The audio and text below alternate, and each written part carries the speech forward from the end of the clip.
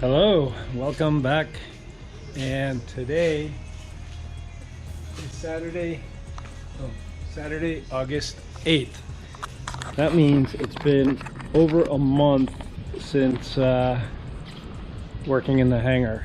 Had a few things to work out at work. We had one guy or multiple people taking vacation after another, so that required a lot of my attention. And I'm looking at the log here. Last time was in June 27th that I was up here. Well, I take that back. We went to Oshkosh. Yeah, pretty much killed the month of July. I did not expect that completely, but well, so be it. Anyway, kind of had to resume on these things here. So while I was at Oshkosh, took a lot of pictures of how everybody else is doing it and kind of gave me a good idea, because the manual leaves it up to pretty much you. Aerosports makes a filler piece that goes in here. RANS actually had one that they had with a bottom on it that they didn't really move forward with. It was like a prototype. These is what they recommend. But anyway, back to Oshkosh. It was amazing. I met so many great people. Finally got to meet Steve Cox. You rock. Your videos rock. Everything you do rocks. And a bunch of other YouTubers. Ted Venter, you rock. Nice meeting you. Brian, Flying with Brian, and Sully's Airplane Factory. And apologize to whoever else that I forget, but it was great meeting all you guys. It was so much fun, really inspiring. My daughter Jenna was with me. Even people recognize her from the video, so it was just great. Obviously RANS was great, and I don't know if I should even mention it, but Eddie had mentioned something about bringing the RANS planes closer to the booth, which I am all for, so everybody support that. This way you don't have to go hunting all over the field for the onesie twosies, which we spend most of the time doing. But anyway, that's enough babbling for Oshkosh. Great year. Best thing they did while in Oshkosh is the Thursday departure, allowing you to go from 6 a.m. until 8 a.m. without any departures. Without any arrivals. So we were literally engine start to wheels up within 15 minutes compared to the almost 3 hours last year. So that was huge. And even arrival was easy this year. We Sunday afternoon right into Green Lake and right in, nothing, no holding, no turning back, no nothing. So last year we were 10 miles south of Endeavor, and let's just say I've never experienced so much negativity on a frequency that you're not even supposed to talk to, including cuss words or definitely not seeing you next year on departure. And I think a lot of those people didn't show up this year. I know the attendance records are up. I noticed that airplanes, they didn't really talk about, they just keep saying over 10,000. But I have to guess that airplane attendance, camping attendance, the people that do what we do, fly in, camp, deal with all the nonsense, I'm gonna have to guess that was down. I don't know what your opinion is on it, but it was a nice experience because it made it a little more unstressful compared to last year, and then plus the weather was just great. So anyway, Oshkosh 2024 was a huge success. RANS, huge success. Everything was great, and back to work. All right, so with this thing, this little bend I was talking about, I think there's going to be a screw in here, and I basically just angled this, I think I already talked about that, to line up with that, and that allows this screw hole to be not in the spar but behind it into where the rib and the wing skin are, where the rest of them go. Then it does overhang about a ½ an inch on the back, which I may or may not trim later. But what I did see, like I said, at Oshkosh, this is trimmed to here, but it needs to be trimmed up 4, in my case,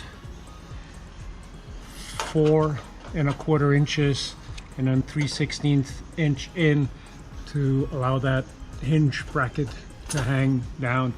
I could trim it all the way up to this hole, but that means more air from the inside, so I'm gonna start here. You can always trim more. And then this might get trimmed as well. So technically that'll be 3 3/4 then.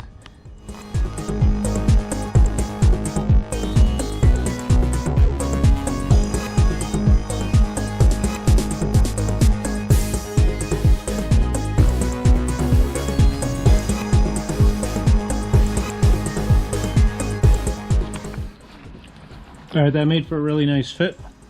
Like I said, 4 1/4 from the back. I don't know if I'm gonna trim that yet.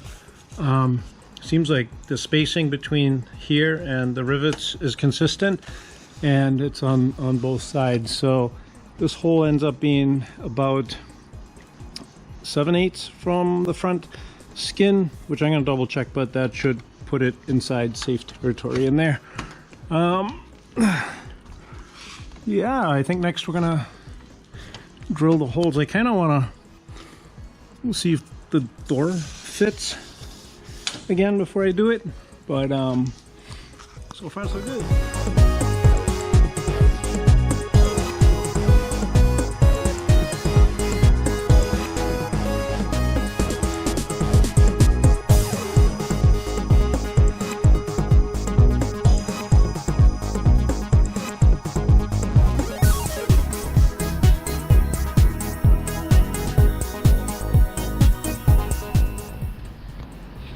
There, I got all the holes drilled, got them all lined up. It's fitting nice. Same on this side.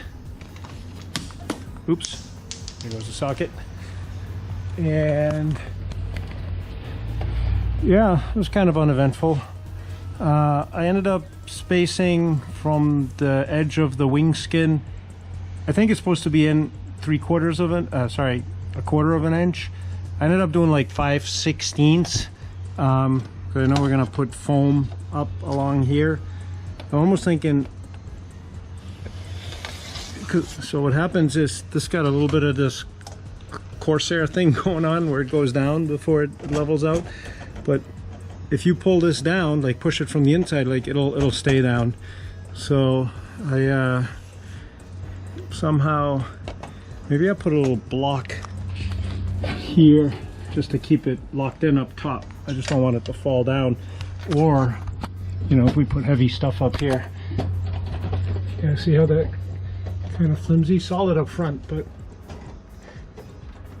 might behoove me to put a little something to hold it back. All right, I'm babbling. It's hot. So we had a rain shower that came through. I had to pull the car in because top's down. I thought it might cool it off, but still got 87. And it just made it muggy. Welcome to New England. The manual calls for you to drill these out and put Tinneman clips and then use the sharp screws.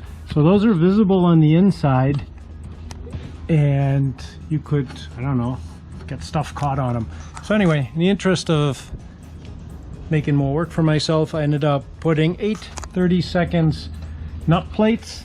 This one was really kind of close. I had to use one of these backwards or whatever, these end ones, but worked out great. Both sides are the same. Got those all done. I'm gonna drill the panels now and see if I can screw them on. The other reason I did it was not just because of the pointy things on the inside, but was also these nut plates hold the bolts better. You know, like these things, if they're not completely tight, they just vibrate loose and gone in no time. So obviously you wouldn't want any missing bolts just as a passenger gets in the door. Might not make them too confident.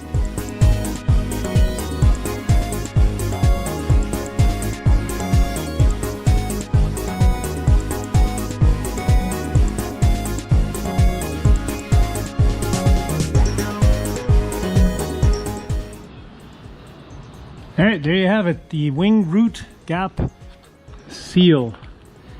Disregard the wing cuffs, still working on those.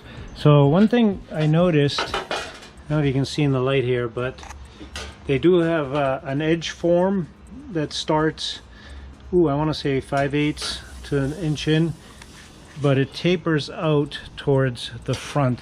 So that makes sense because as you can see, it goes up back here, and then I assume you want to keep it parallel with the top of the tube here. But it really gets rid of any gap here nicely. But I have a little bit of pillowing, you know, in the first couple of screws. So I might actually take the edge forming tool to that just to get rid of that. And I'll put the other one on. But sorry. I think I'm probably gonna end the video here. And we'll call that the wing gap. Start with the fairings, go to Oshkosh, and a whole bunch of in-between stuff, and then end up with the wing root gap seal. All right, so thank you for watching. I hope that was helpful. I know there was some people on Facebook actually asking about how I did it. Again, this is just me doing it. Gave it some thought, looked at a lot of planes at Oshkosh while I was there, and I think this is the best way, or one of the best ways. Obviously you can do it a whole bunch of different ways. I don't think it really matters. It's just an aesthetic thing. I like the idea that it's just kind of mates up with this here. This will cover most of that gap there, and like I said, you do have a 1/2 inch overhanging in the back here, which I might just trim off. I think it may look more finished. First I was thinking, well, you know, water, you want it to go over that, but I think I'm good with that. I did have to trim that, like I said. That made all the difference in the world. And I bent this up just to help it, you know, go up. Cut that at an angle, and that's about it. Oh yeah, and I put nut plates instead of the tenement clips. I like it. All right, with that being said, good night, happy building. Thank you all for the support. Keep watching, thumbs up, and yeah, remember, it's not instructions. See ya.